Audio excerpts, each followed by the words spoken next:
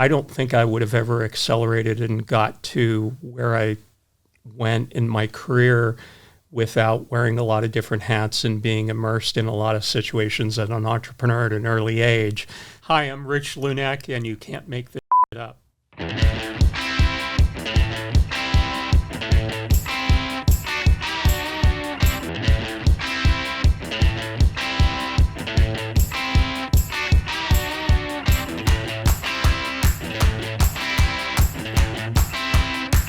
Well, Rich, thank you so much for joining us today. You and I have been friends for a long time. You've got such an impressive resume and career, and entrepreneur, sold to a Fortune 50 company, ran that business unit within that company, then multiple business units, and now you're doing a lot of board work. So why don't you just kind of give a brief introduction, and we'll get going. Well, native Pittsburgher, and married to a lovely wife, Leanne, and have a awesome daughter in grad school right now.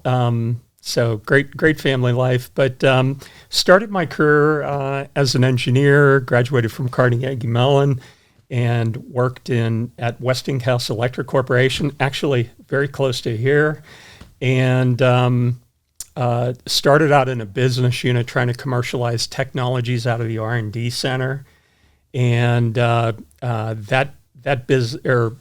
Westinghouse at the time had the second most patent awards in the country, next to Bell Labs, but wasn't doing a good job at commercializing them. So we were trying to do that. And make a long story short, I got the entrepreneurial bug, left there with a friend of mine, and took automation technology that we were using in an industrial setting, tried to apply it to healthcare, grew that business, sold it to a large public company in San Francisco, McKesson Corporation. Went from running that business to a group of 5 technology businesses for them. And from there, pivoted about 15 or so years ago into an early stage investment group, working with other entrepreneurs trying to build companies, and have still kept my hand in healthcare, doing board work for private equity funds and things like that. But have had a lot of fun in my career and seen a lot of weird things along the way, and really enjoyed it, and feel very fortunate. Well, we love digging into the weird things for sure. So that's why you're here. So, so as you think through your career and seen some of those weird things, as you put it, like what were some of the things that stand out to you? What are some of the stories that? Gosh, it's so many. First off, my own personal story, started this company, and actually we worked in a 2-bedroom apartment, probably less than 2 miles from here. Wow. And when I started, I don't think entrepreneurship was quite as visible and in vogue. There weren't the Steve Jobs, Bill Gates, common everyday language, Elon Musk kinds of folks out there that you aspired to. So I would call myself more of a lifestyle entrepreneur. It was show up in a T-shirt and shorts and work with two friends every day. And how long can you keep the charade? Keep feeding yourself.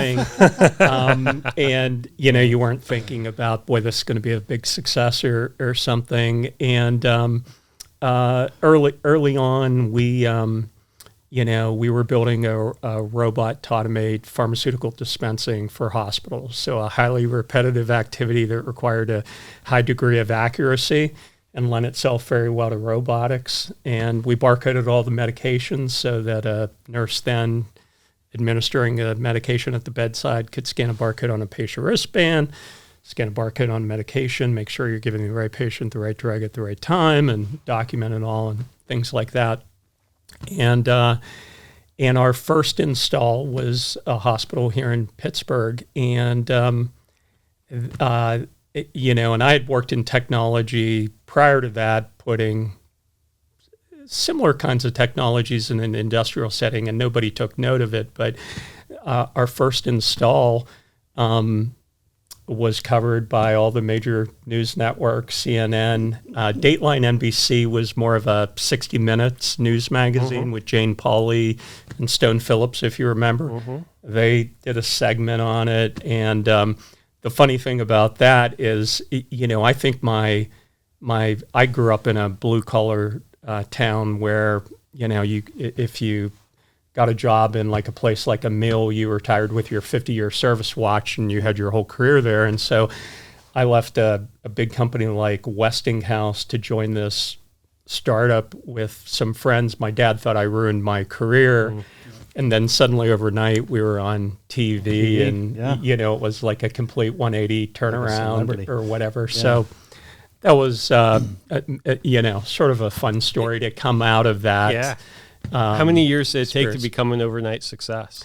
It was, looking back, it was pretty quick. The company was founded in 89, and 92 is when St. Clair Hospital here in Pittsburgh went live with the system in the summer, and that's when it was on national TV and things like that. So looking back, it was a pretty complicated product, right? Software, hardware, mechanical systems, and all that. And with a small team, it was pretty big effort. Was there ever a fork in the road where you made a decision early on those first couple of years that really changed kind of the trajectory? You go left instead of right, do you remember any of those moments where? Numerous ones. But for me, I guess a big career fork in the road was leaving the auspices of a big corporation to work in a startup. And, like I said, my family, I think, thought it was a little crazy at the time. But, looking back on it, I tell people job security is really not who you work for, but what kind of marketable skills you get. And I don't think I would have ever accelerated and got to where I went in my career without wearing a lot of different hats and being immersed in a lot of situations as an entrepreneur at an early age, talking to the CEO of a hospital, fundraising with a VC, being in sales situations, managing and developing a product, dealing with your vendors. You get sort of a rapid fire, orientation to what it's like being a manager, and you make mistakes along the way, certainly, but I think that really prepared me to be a lot more mature as a CEO and manager at an earlier age. Yeah, and then now at InnovationWorks, I'm sure you're able to be a mentor and pass down some of those lessons learned. Yeah, so in fairness, I'm retired from InnovationWorks now. I'm still a partner with their venture fund, but absolutely, and that's.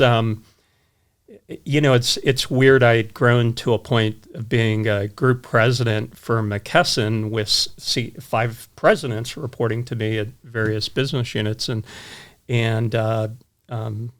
we can go into some of this over a long time. But 80% of my time on the plane, and a lot of it focused on corporate overhead and things at a corporate level, cross-selling and strategies for the corporation, and I got further and further removed from the clients and innovation and things that I loved, and InnovationWorks allowed me to get back to that, and I totally loved it. At the time, I thought I'd do it for a short period of time and find another startup to jump into, but it's, entrepreneurs want to change the world and think that everything is possible, and it's really energizing to be around those people.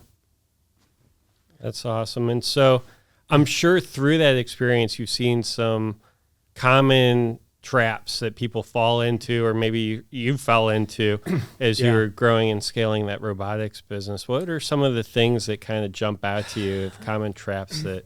I'll start off by saying I worked, first job in my career was with Westinghouse, and Westinghouse was trying to commercialize this technology out of the R&D center. And so it was called the corporate venture program. So they were trying to create startups within the corporate umbrella to innovate and grow new technologies. And it was not at all successful. And I like the idea behind it. And you said earlier, sometimes you learn the most from your mistakes along the way. I learned a lot there because they, first off, it wasn't run very entrepreneurially. They put a lot of like main guard controllers and people from established business units there that really weren't entrepreneurs or aren't entrepreneurially inclined. They didn't take care of their clients. I remember at the end of a quarter, we had a budget surplus and we ran out and spent all this money on furniture and crazy stuff for the office rather than investing in the business and things that would really matter, right? And so coming out of there, I was determined not to do that. So first off, I would say, you've got to take care of your customer. If you're delighting customers, so much else takes care of itself. Secondly, as an entrepreneur, I would say there are two really common ways they fell.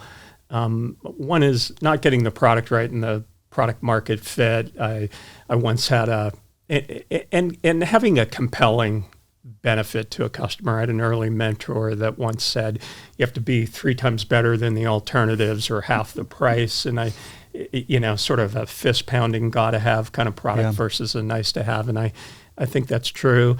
And then no startup runs as you anticipate it. Like, you write a business plan and that's exactly how things unfold, right?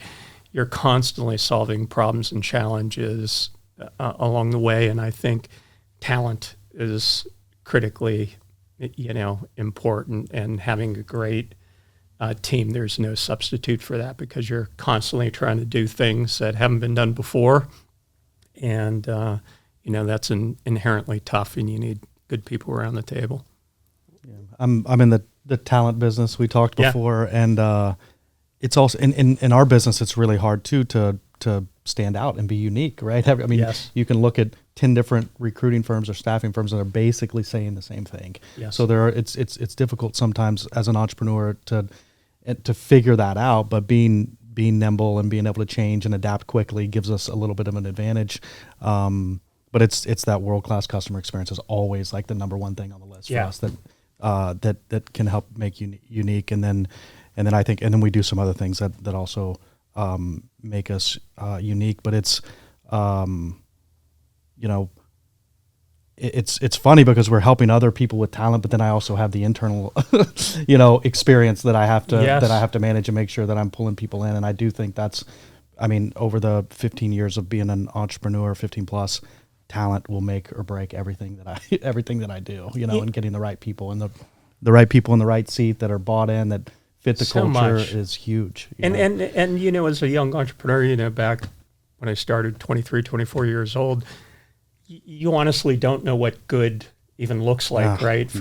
I'm hiring my first sales manager, I'm hiring someone to lead manufacturing. So you really have to, go through an education process, hopefully find good mentors and immerse yourself in what you're trying to do, because, I sort of feel like, particularly at that executive or leadership level, you attract the right person into those positions, and they put good systems and processes in. They accentuate your culture and the things you want, and so much else takes care of itself. I remember the first time I tried to hire like a sales executive. I thought, you built great products, and the salesman just has a firm handshake and a nice smile, and things fly off the shelf, right? And what I came to learn is that running a great sales process and shortening sales cycles and maximizing contract value and all that kind of stuff is no less than a science than building and developing a product, right? Yes. Yeah.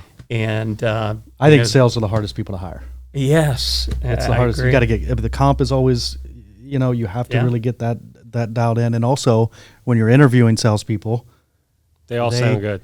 Well, they're trained to basically sell you 1 hour at a time. So whenever you interview with them, it typically ends up being they're trying to close you. pretty good. Like that's why most people like salespeople, right? Or when they're interviewing them, you find you like most of them. So you have to be careful and have a good plan for how you. But we ended up hiring a guy that put a really good strategic selling process, helping us identify ideal customer fit, ideal customer profile, and a repeatable process. And, we had long sales cycles and helped us not waste our time with people that were unlikely to buy than people that would, and then, sell the value creation and do value-based pricing models. So we captured a lot of value and did so many good things in our business, growing gross margins and our effectiveness. What I've kind of heard you say, right, to take your story and kind of really simplify it, right, for the listeners, is you started out in a business where you wore every hat. Yes. Right, you did everything. Right, you were the sales guy, you were the engineer, you were the CEO, you were the janitor. Like, you did everything. Yeah. Right, and then as you progressed, when you were at McKesson with 5 presidents under you, right, your job was to where are we going, why is it important, and you had a team of people to figure out the how they were going to do that. Yeah, right, and so that transition from doing everything to setting strategy and vision casting and developing an army of people to execute on that. That's like the so nuance, right? Yeah. So dramatically different, such completely different skill sets. Yes. And so Marshall Goldsmith has the book, "What Got You Here Won't Get You There," right? Everything has to change. And so let's kind of like dig into that, because I find would love to, because this is one of my favorite things. Yeah, I find that fascinating, right? And also huge area where young executives and CEOs fail a lot. First off, wearing a lot of different hats was incredibly valuable to me as a CEO, because I sort of felt there was a period where I could go deep in almost any functional area. Mm-hmm. And really dig in when there were issues and challenges. And I remember, one of the first things, our first clients, I managed them and spent a lot of time. That was invaluable, knowing your customer and your customer's problems and how much value. I felt like I could walk into a new pharmacy and within asking, a dozen questions, almost know those operations as well as the pharmacy directors did, digging in and things.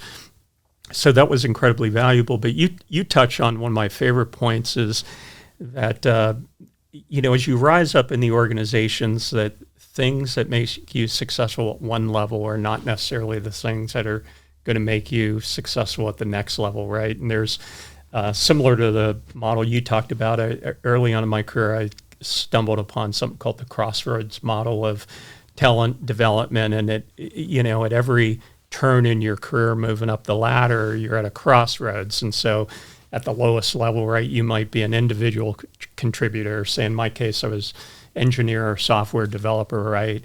The skills that make me a good software developer and pumping out code that works are not the same skills that are going to make me a good engineering manager, say, of a team of software developers, right? Because because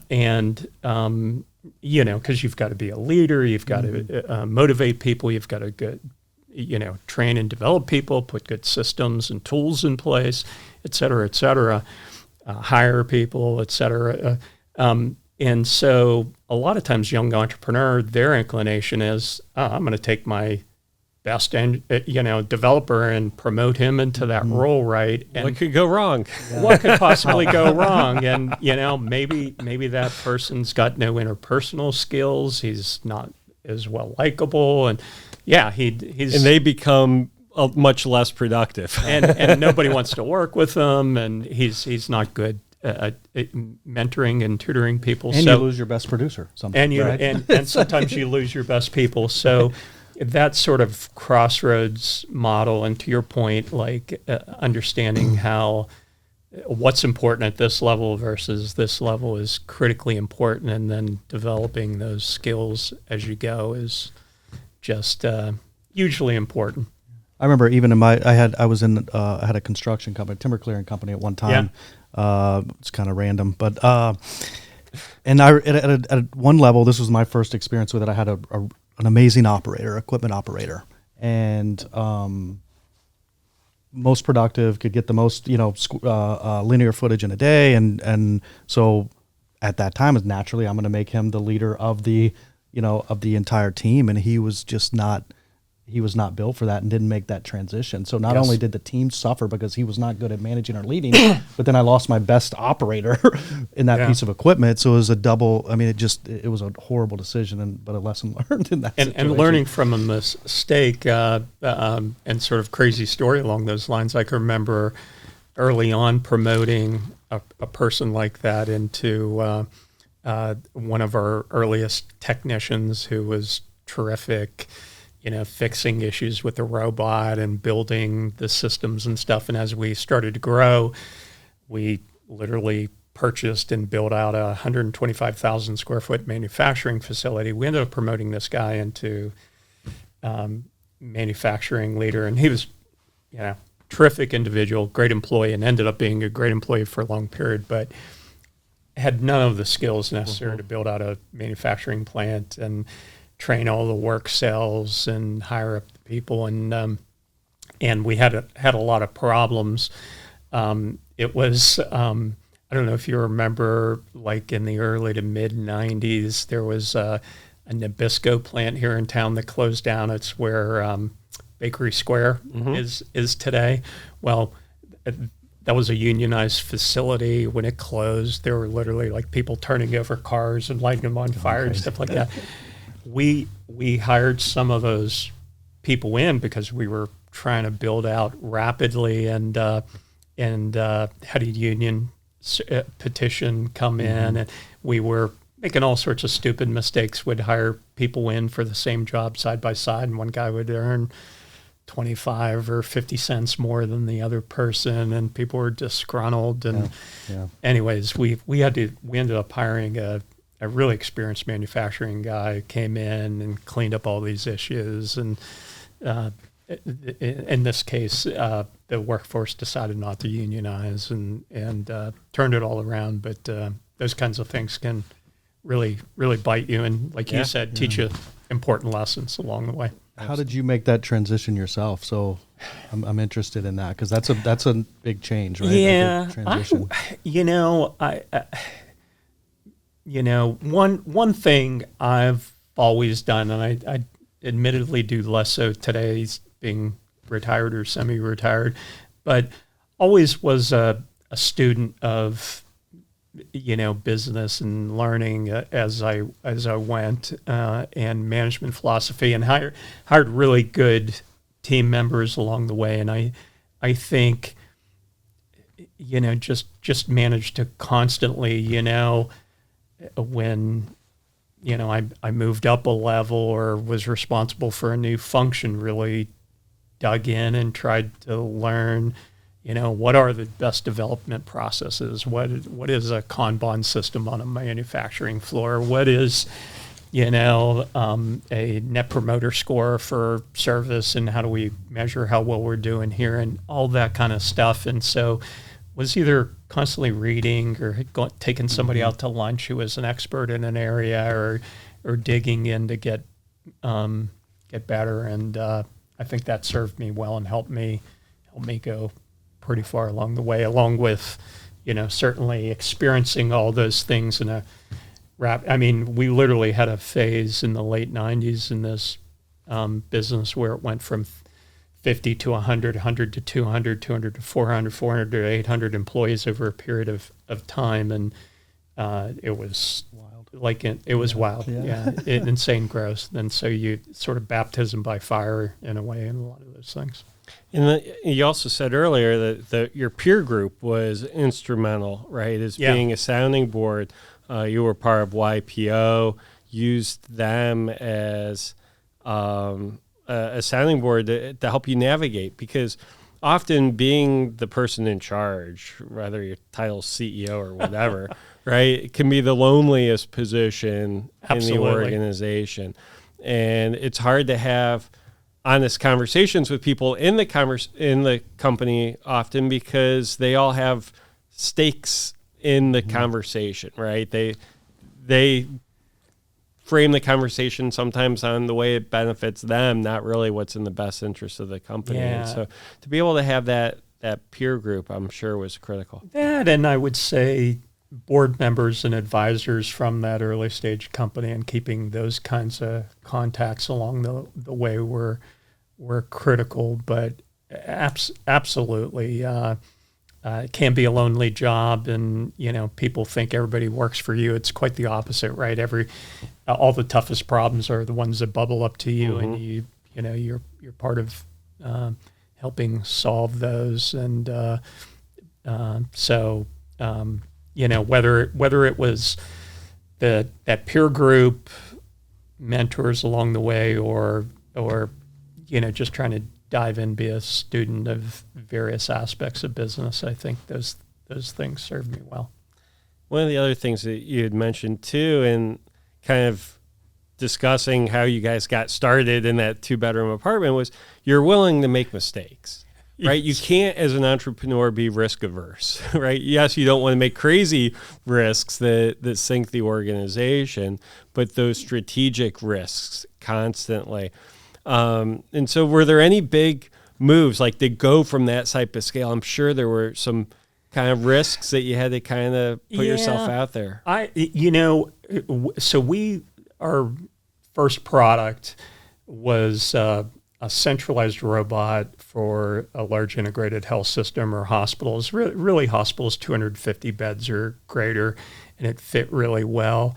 And that product had really no competition in the market for the most part, and was unique. That didn't mean it was easy to sell, because it was a highly educational sale where people didn't know why they needed to buy it, because it wasn't, every hospital down the street didn't have one at the time, right? So, but it had a great return on investment and was super. But we certainly had those challenges when we introduced our second and third products and things. And our idea initially was to automate all the steps in the medication use process. So dispensing, administration, prescribing, transcription, monitoring, the drug process. And so our second and third product were around administration, so allowing the nurse to scan these barcodes and document at the bedside, and then a centralized dispensing cabinet for, Tim would know this, things like floor stock and over-the-counter meds and narcotics and things that are kept in a decentralized area of the hospital. One of those products, even though I would argue is probably best of breed, failed miserably in the market, and that was the bedside administration system. Oh, really? So we built a best-in-class system that would help a nurse make sure they were doing the 5 rights of administration at the bedside, to make sure patients were getting the right drugs, and charting those, which medication administration records in the 90s were abysmal. But we thought it could be super successful, right?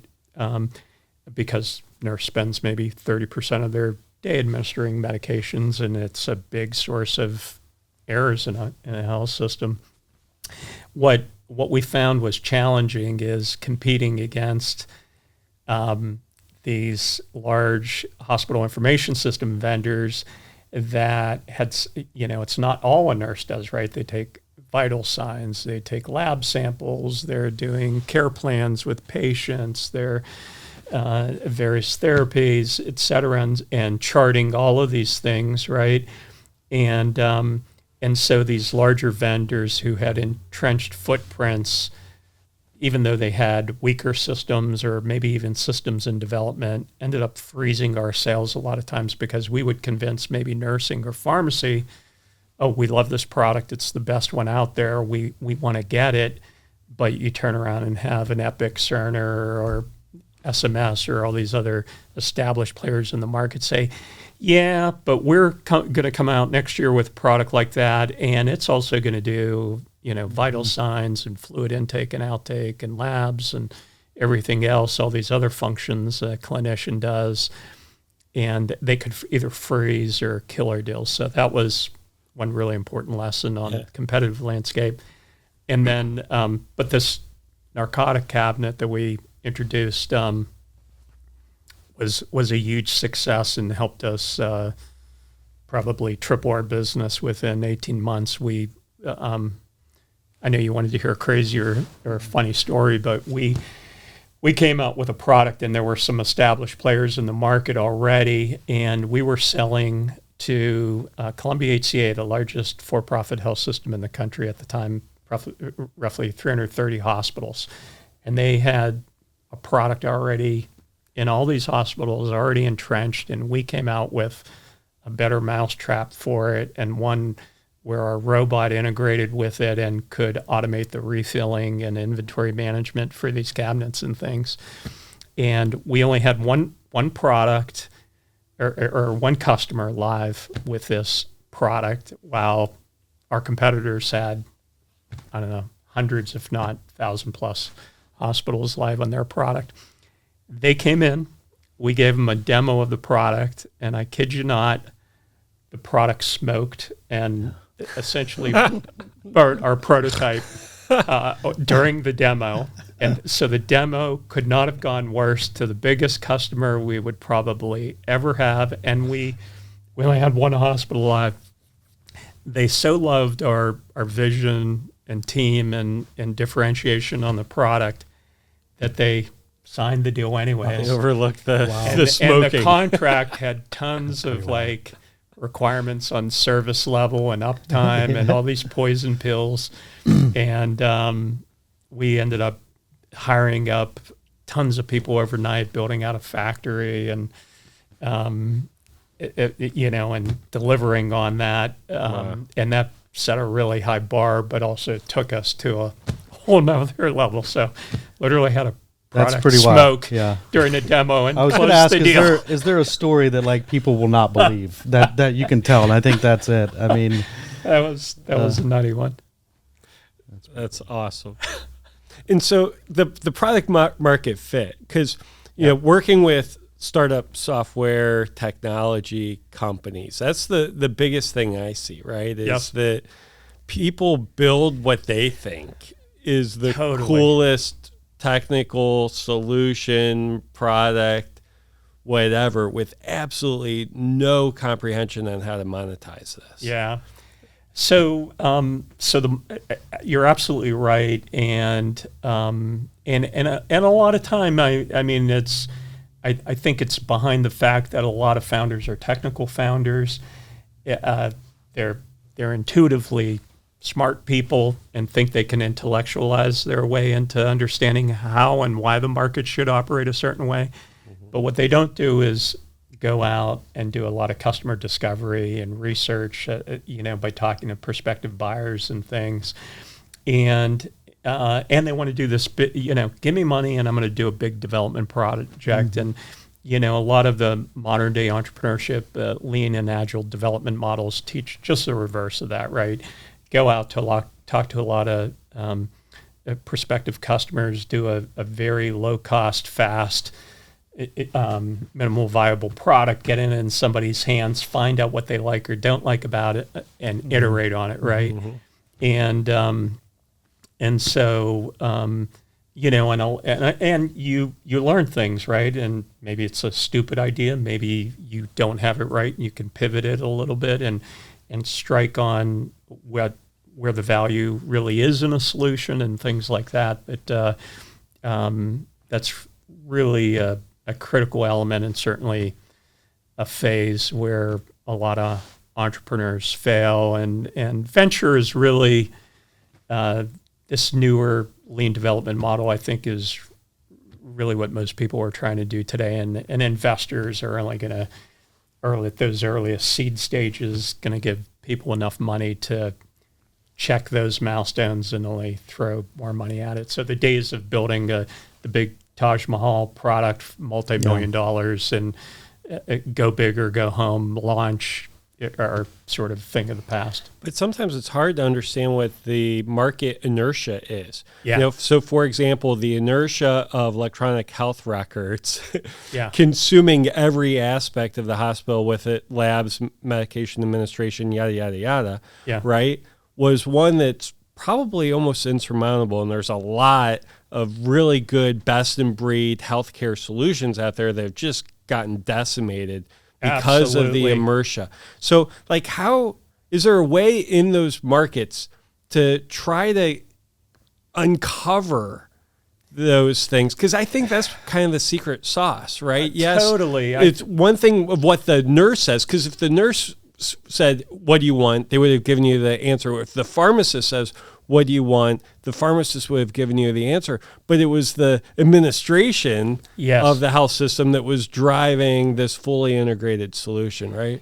And over again, a lot of markets have these entrenched players with very strong and powerful footholds, and even though you can implement a superior maybe solution with value, you're ultimately not successful because of these power brokers and entrenched things. So I agree with you, and it's hard sometimes to read through the tea leaves on those things, and sometimes the most disruptive business solutions are not intuitive and are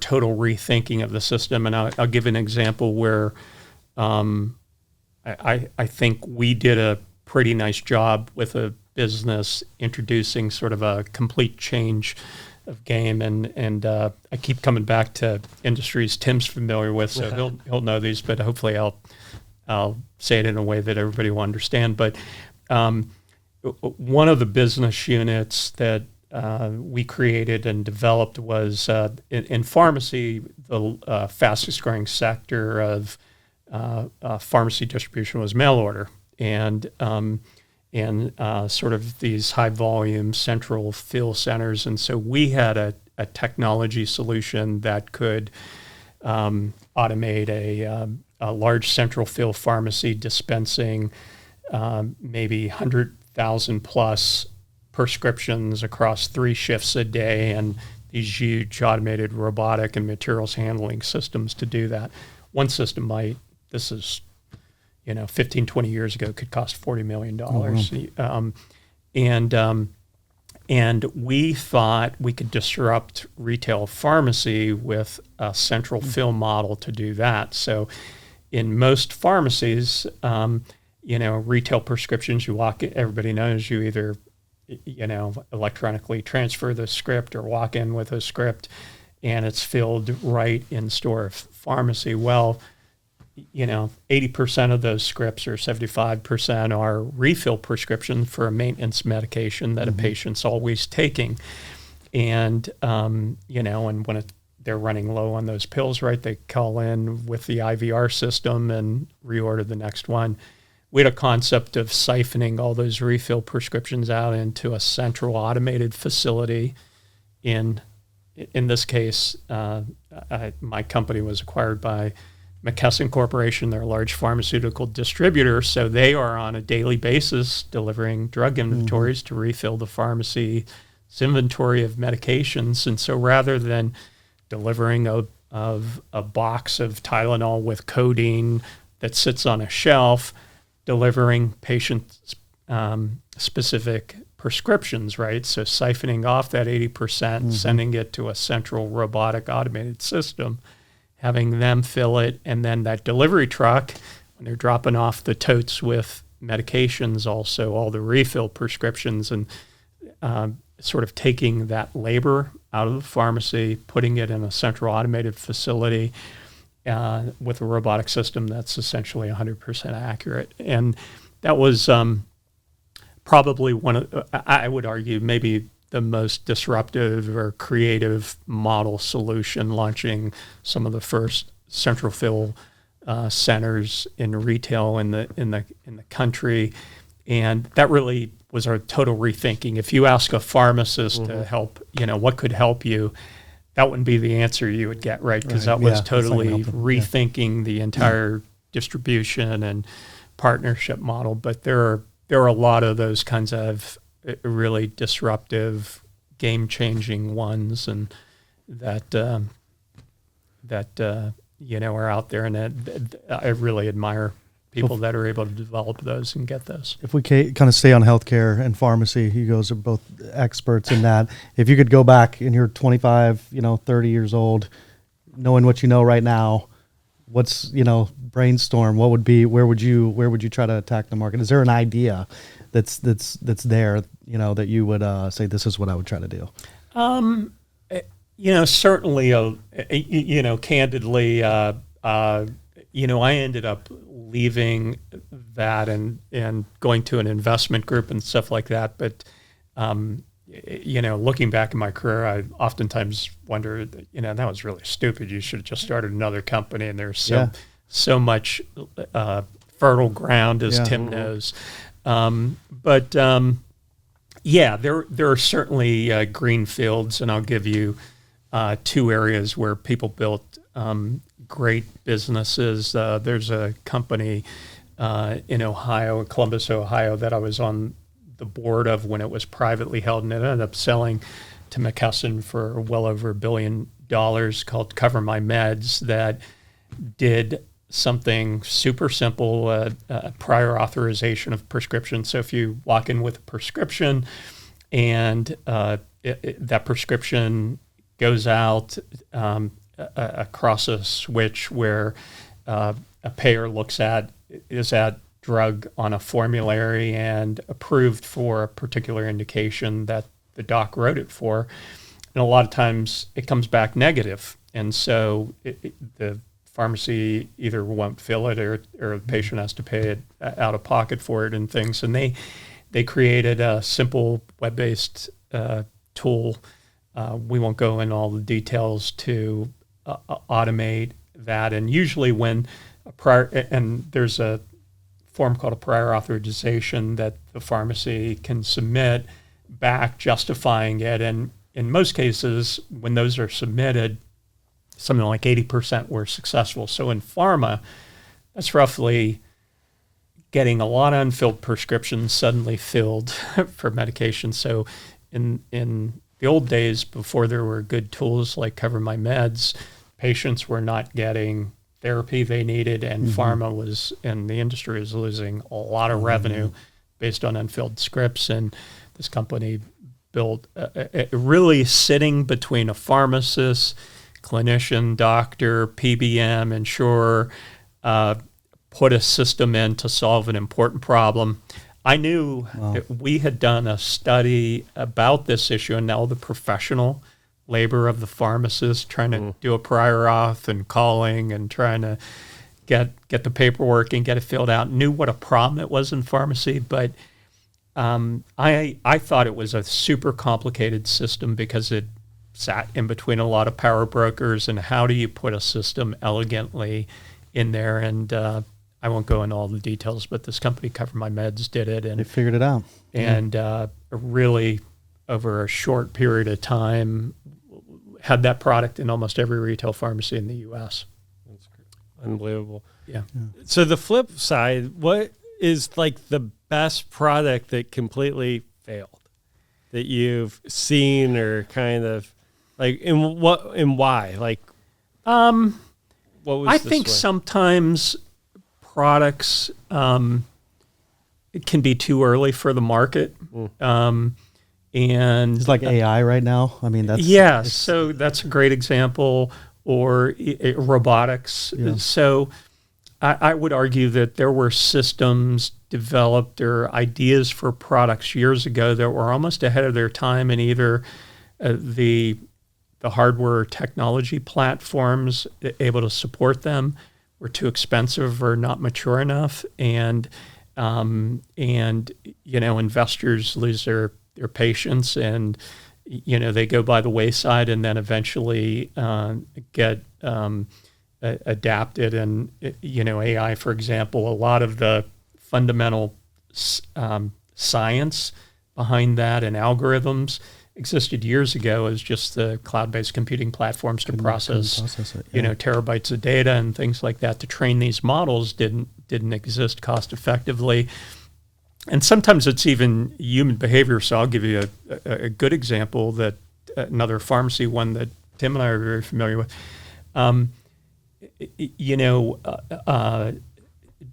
nearly medical errors are third, back, I don't know what they are today, but when I was practicing, third leading cause of death for Americans were medical misadventures, errors.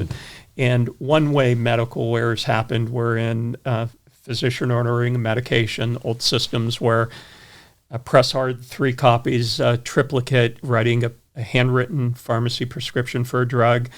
1 copy went down to the pharmacy, 1 to medical records, and 1 stayed on the nursing unit in a hospital. And a pharmacy tech would take these handwritten prescripts and a lot of times have trouble reading the drug, right? There are a lot of look-alike, sound-alike drug names. Zyrtec and Zyprexa. And also... 2 completely different drugs. Yeah, and was that 10.0 milligrams or 100 milligrams, right? And so profession calls it death by decimal, right? And so the profession knew for years that a computer-based physician order entry system would save lives, but you take something that's literally 5 seconds for somebody to scribble and hand to somebody, all of a sudden to a screen on a computer where they've got to choose a generic drug, a dose, a route, a frequency, how often it's day. You're introducing another step. And back in the old days where physicians were less computer literate and didn't have a smartphone, right? They didn't want to do that. And they were sat in a very powerful position within a hospital, chief admitting orthopedic physician. You're suddenly going to tell them, we're going to add, an hour to your day because you're going to have to enter all your prescriptions on a computer. So those systems literally were developed in the early 90s and didn't really take a foothold until around 2010 with meaningful use when federal government mandated it and started to provide money to penetrate it. And so you literally had solutions that were ahead of their time. And because you had existing systems around physician convenience and there was not an impetus to drive it. So I have a funny story talking about robotics and failures in technology. So I was in Wisconsin a month or so ago with meet with a client, and I ended up going out to dinner with him and his wife before the session the next day. And they picked the restaurant, and it was this cool little restaurant. And their claim to fame is that there's a QR code on the table. You scan it, you order, and then a robot brings your food out. They've replaced the wait staff.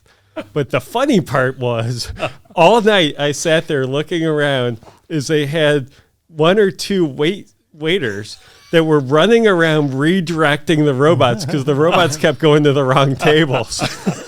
And so there's like this orchestra of these people trying to move these. And finally, one of them got mad and they literally like grabbed the robot by the back and like pulled it, yanked it across the restaurant. And I'm going, I don't quite think this is they had to fall down a stairwell, right? Just push it there. Yeah.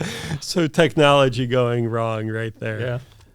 I think AI, I'm just curious. I was in at the Cleveland Clinic also a couple weeks ago, and you talked about putting stuff into the system, and I felt like the entire time, the doctor is just sitting there typing, right? And I'm like, there's got to be a better way.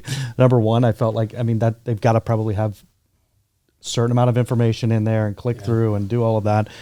And I was thinking, man, AI, I use Fathom for note taking and stuff like that. There's got to be a note taker that literally we just have a conversation. It's transcribed, it's put into the system, and all of that stuff is then, it can also help with, making a decision too. Probably the doctor still has the final call, but man, there's just a ton of opportunity, I feel like, in that absolutely. Space for and transforming AI, I think, is going to be disruptive not only for rote and repetitive, what are seen as maybe lower skilled kinds of jobs, but certainly very high skilled jobs. So, and either through not just all out replacement, but decision support. So, for example, I was just talking to a a software manager in one of our portfolio companies the other day about using software development AI tools right now, and he says they literally make people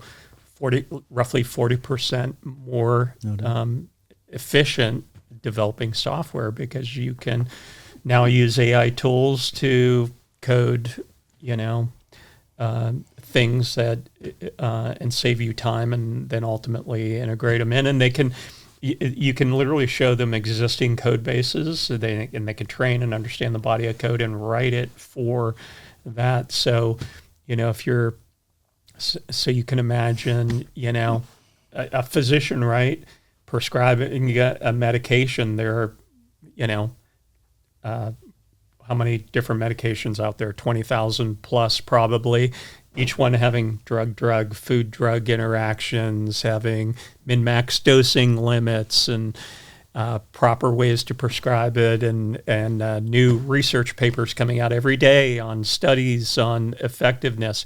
How can they possibly command that information as well as a AI tool that's been trained on that body of information? So you can certainly see how AI tools are hopefully going to make healthcare and so many other professional, jobs more effective. Yeah, there's a company here in Pittsburgh that's looking at AI imaging, right? To being able to identify cancer and other disease states within the images through computer vision. So there's so many different ways that this is going to go over.